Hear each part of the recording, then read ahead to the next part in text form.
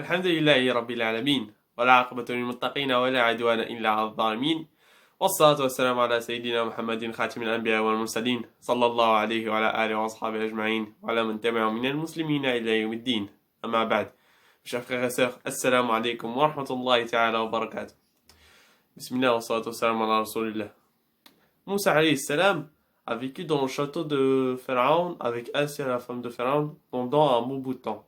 Ce qui lui a laissé un certain grade où tout le monde le respectait par son aide aux pauvres et aux plus démunis de Banu Israël.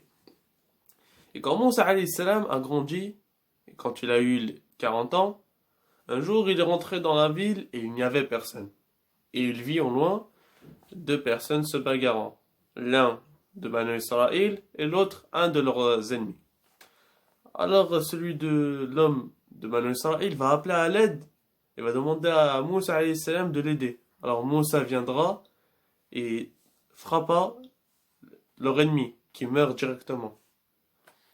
Et la nouvelle arrivera jusqu'à Pharaon qui va être en colère contre Moussa et Moussa va avoir peur et va avoir aussi peur de la réaction de Pharaon et de leurs ennemis.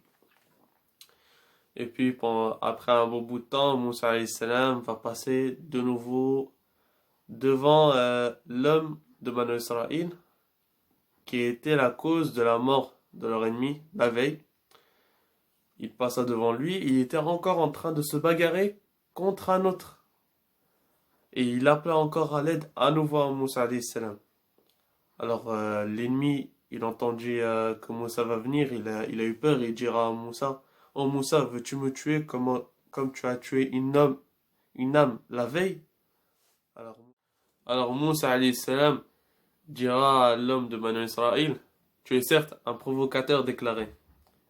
Puis il dira aussi: Seigneur, je me suis fait tort à moi-même, pardonne-moi. Alors Allah Azza wa Jal lui pardonnera, comme il est venu dans le Coran. Bismillahirrahmanirrahim. Il entra dans la ville à un moment d'inattention de ses habitants.